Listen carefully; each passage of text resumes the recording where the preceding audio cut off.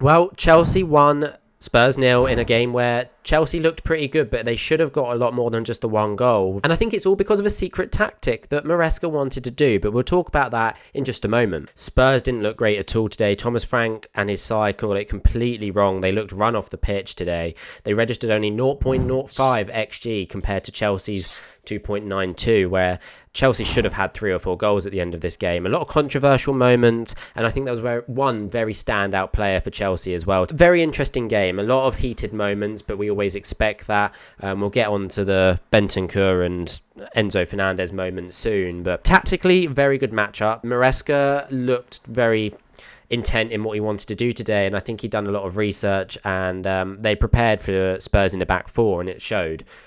Because Spurs did set up in a back four, which we weren't sure about. There was thoughts it could be a back five, but it wasn't. And actually the lineups look something a bit like this. We'll just jump straight into it. So you can see Chelsea in a 4-2-3-1, Spurs also in what looked like a 4-2-3-1. Obviously this changed pretty quickly. We saw Bergvall went off injured, so it transitioned into something more like this. We'll get rid of the ball, but that's what the lineups look like. I think there's a couple decisions that we thought maybe were a bit interesting. Based on recent games, I thought Esteval and Bino Gittins would start, and obviously we saw Reece James in midfield. That could have been Santos, that could have been Lavia, but Lavia came on later on in the game. Regardless, I think Chelsea set up pretty effectively. They had the right people in the right position. And it all comes down to this secret tactic that I think is pretty common now in Chelsea setup, actually. So it's not as secret as it once was, but it's all about marking man-to-man. And they actually mark man-to-man pretty much the entirety that they've not got the ball. Whenever they're out of possession, they seem to like to go man-for-man, and they did that. But I want to talk first, actually. We're going to cover two things at once here. If we go into how Spurs built out from the back in this game, they didn't go nothing too fancy, but we saw an interesting moment from Chelsea where obviously in a 4-2-3-1, they're actually defending more in a 4-1-4-1. You can kind of see that here. Cucurella, Chalobah, Fofana and Gusto, and then you've got a midfield. Oh, I didn't mean to do that. And then you've got a midfield four here of Garnacho, Fernandez, James and Neto, with Caicedo in the middle and Pedro up front. So it kind of looked like a 4-1-4-1, but actually it changed depending on what side the ball was going and depending on how Vicario wanted to build out. But when Vicario had the ball, we saw Neto invert from this right wing position onto Van de Ven, so that they couldn't really play any short passes out to the centre backs and afford them time to then pick out a pass to progress up the pitch. And Spurs, especially in the second half, looked shocking at doing this. First half, they were pressed off the pitch, and Chelsea were really intent on their press. But what Spurs looked to do was all to do with what was going on this side over here between Spence and Gusto, and then subsequently how it impacted Simons. When Vicario had the ball, he would often look for that pass out wide to Jed Spence. The rest of the pitch is all man-to-man, as I said. Man-to-man, here, here, here, here. Like all across, you can see it, right? And then you've got Chalobah who could push up onto Mawani and Fofana on Simons, but Fofana wouldn't always step right out, and understandably so. Again, let's get rid of that. The pass would come out from Vicario to Jed Spence, and this was almost a trigger for Gusto to come and put pressure on, but Spurs had done their research. The moment that Gusto jumped to put pressure on Spence as he received the ball, they could play a little ball around the corner like this into Simons, who was drifting into the half spaces in these positions where he could then receive and either play a bounce pass back in this direction for an overlapping Jed Spence, or Bentancur try and pushed up a little bit, and then you can see a pass back into him. And that was the ways that they tried to progress the ball up the pitch. And similarly, if the pass couldn't come into Simons, you'd see Kolo Muani make this run to try and drag one of the centre-backs out, so it opened up this pocket of space. But the fact that Reece James was man-marking Bentancur, I thought it was really interesting. Bentancur, whenever the pass came out this way, would drift infield even more to drag Reece James out from this position. So he should be here, and he's now moved over here, and it opens up this massive pocket of space here that Simons can operate in. And if he's coming all the way deep around here, Fofana can't track all the way down there, because all you do in this moment then, as Neto's retreating, is that you could see a pass back from Spence to Van de Ven, and then a long ball over the top for Kolo Muani to try and get on the end on to then stretch Chalobah out, and then you've got runners in behind here. And Spurs looked to do that quite often. When they couldn't build out, they would look at whether they could go long and isolate Kolo Muani against Trevor Chalobah. And they did do it quite a few times. It wasn't really successful. We saw a moment actually where the ball went long and Fofana failed to control it, and it led to a pretty good chance. All from that movement. Spence was free, Gusto pushed up, and it opened up a channel for Kolo Muani. The ball went long, and as I said, Fofana couldn't control it, and that was I think they then were able to get the ball up the pitch, and Spurs sustained an attack in that moment. But we saw a lot of these high pressing moments from Chelsea if we reset it. This is how Chelsea were pressed, and it meant that they had one person on every Spurs player, with the exception of Fofana. I don't know what I'm doing now. With Fofana, who would sometimes jump out to Simons but wouldn't fully commit, and that's when you started seeing gaps open. The issue with Spurs today was that their pass accuracy was shocking. It was something around about 68%, or at least that was in the second half. It was woeful. It was really, really bad. And a lot of Chelsea's big moments, the way that they registered such a high XG was by pressing really high up the pitch. They were committed to going man for man in a high press, and even when they dropped into a mid block, they would still stay man for man. And that's how the goal came about. Now we're seeing a slightly different variation of the setup in this moment, purely because there's been some rotations. We've seen in this moment, you've got Xavi Simons has had to drop into left back, and that's because Pape Sarr has moved out to the wide left, and so you've seen Jed Spence go into the middle. So you've seen this rotation, but the principle is still the same. The pass came out into this direction into Xavi Simons, who's then tried to play the pass into Jed Spence, and Jed Spence here is trying to control the ball in a relatively tight area of space. He's got a bit of time here, but the key man that I really want to isolate is him.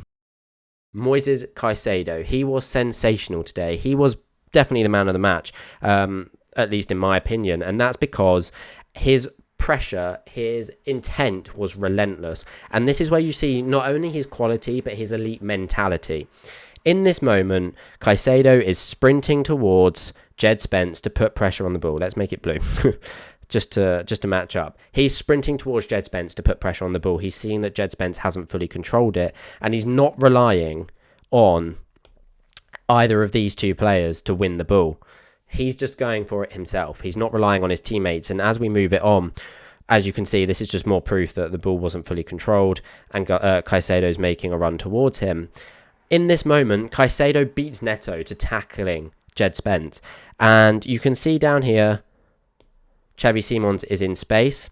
As Caicedo tackles the ball, he doesn't fully gain control of it, but that's already one moment where he's smashed into his player, and Jed Spence has now lost the ball in a dangerous area. Caicedo tries to play a ball forwards, it doesn't quite work out, there's a bit of a miscommunication, but that doesn't stop Caicedo from following his run. And what I really like about this is not only does he apply the initial pressure, but he then keeps going to apply that further pressure. And as I said, the ball ends up coming to coming to Xavi Simons, who's in where Jed Spence was, and the pass goes back into Van de Ven. Now, looking in this moment, what the hell is Van de Ven meant to do? If you are Van de Ven in this situation, do you think you can do anything here other than just pray? You got to hit the ball long and hope it bounces off Caicedo to go out for a goal kick or a throw-in. All Van de Ven does here is, before he's even had time to control the ball, Caicedo again is onto him. He is relentless. He's jumped almost from over here to here and carried on this run, curved it perfectly to provide the right pressure at the right angles as well, which is really important because he's coming in at an angle where it sounds weird. If he's coming in this direction and he wins the ball is coming out in this way, and that's not helpful. Well, it is, but it's not as ideal. Where he's curved his run round this direction, it means as he now wins the ball then bounces through in this direction, and that's towards goal, which is exactly where you want it to go. And as we move it on again, he's now got the ball in such a dangerous situation in the middle of the box. And as you can see here, you've got Garnacho and Joao Pedro who are in acres of space because Caicedo's not been tackled yet. He's still got the ball, so all the Spurs defenders, Danso, Bentancur's drop deep, they're all trying to win the ball back, and they can't. And then we see a nice little pass from Caicedo into Joao Pedro, who's able to stop the ball and take a nice composed finish into that top corner. And that's the goal that won the game. But it all came from that Caicedo moment. And I actually really want to talk about Caicedo and how good he was today. when you look at his defensive stats, he was a monster. He won both of his tackles that he made. He made 4 interceptions, which I believe was the most in the match. He made a clearance, but 7 recoveries. That is mental. 7 recoveries. And especially considering they're like this, where they're in the high final third of the pitch, it changes the game. It's really important for when you're committing to a high press that you have players that can execute it to such a good quality. But even when Chelsea had the ball and they won it in high areas, we saw them get into certain positions like this, where they actually built out in a 3-2-5. So we've seen them go into a 3-1-6, but with Spurs going with 4 men on the back line, which we can see here, you've got 1, 2, 3, 4. We know that Chelsea like to put 5 on their attacking line where they can. And we can see that here with 1, 2, 3, 4, 5. You've got 5 of the attacking Chelsea players against the 4. So then it's up to one of the defensive midfielders to try and prevent an overload on that attacking line. But where the ball's getting won so high up the pitch, Chelsea were often either equal to or overloading that Spurs defensive line. But we saw a lot of nice movements where Enzo Fernandez would try and make the runs into the half space as Garnacho held the width on the left-hand side. Either Porro would tuck in, and it meant Garnacho had loads of space, and then you had to have Kudus track back almost into a 4-4-2. Gusto, by the way, made runs into the right half space. I thought Neto might be doing that and Gusto overlapping, but no, it was Gusto coming into the right half space, meaning Cucurella stayed as the left centre-back. But with this, it meant in moments where Bentancur couldn't fully attach himself to Reece James, you then have a situation in this part of the pitch where Chelsea have so many more extra players that they could easily pass it out from the back. And the most important thing here, actually, it's not letting me de-highlight Kudus, but that's fine. We'll move on. Life moves on. The most important thing here is these two were never on the same line, and it's such a basic in football, but it makes a difference. And it means that if the pass ever came into Caicedo, he could spin and play this pass into a Reece James who was in space. He could get into... Oh, I'm doing it again. I'm pressing the wrong buttons. But he could get the ball in space, and it was crucial. And then Paulinho has to follow back, and then it becomes a back 5. And then you've got an overload in this area of the pitch with Chelsea players. So Chelsea got everything right today. They found the overloads. They pressed really intently. And I thought they were brilliant today. And credit to Robert Sanchez as well. Spurs put a lot of interesting crosses into the box from various different positions. And Rob Sanchez did a really good job of coming to claim the ball and especially start quick counter-attacks as well. And that was what we saw with the long throw. Chelsea have been susceptible to conceding from long throws recently. They put 3 men forward in Gusto, Garnacho and Joao Pedro, and it meant that they had 3 players to either counter-attack with, but it also then meant that Spurs had to retreat 3 players so that they weren't overloaded if they lost the ball and were counter-attack. So that was a really interesting tactic. The other thing I want to touch on were the red cards. I cannot believe we've gone a game without a red card as a Chelsea fan, but I also cannot believe that this game just in general hasn't had a red card. Probably deserved to get one, but I think that foul on... I think you can look at it in 2 ways. If you're giving the red card to Bentancur, I think you've got to give a red card to Enzo. It's touch and go. I do think Bentancur's tackle was worse. There was a lot more force. I think it should be a red card, personally, but each their own. VAR have said it was reckless but not endangering the opponent. I understand it. If it's any higher, it's definitely a red card. Maybe he's got a bit lucky there, but... Either way, all of this game was won on Chelsea having the ball and Spurs being rubbish with the ball. Quite simply, that's what this game came down to. The quality on that Spurs side was just not quite at it. All in all, good game. I'm happy. Hopefully you're happy, unless you're a Spurs fan, in which case I'm sorry. But there we go. That's how football goes. Let me know, what do you think? What did you think of this game? And should it have been a red card? Let me know that down below. But until next time, with another video, I will see you all very soon.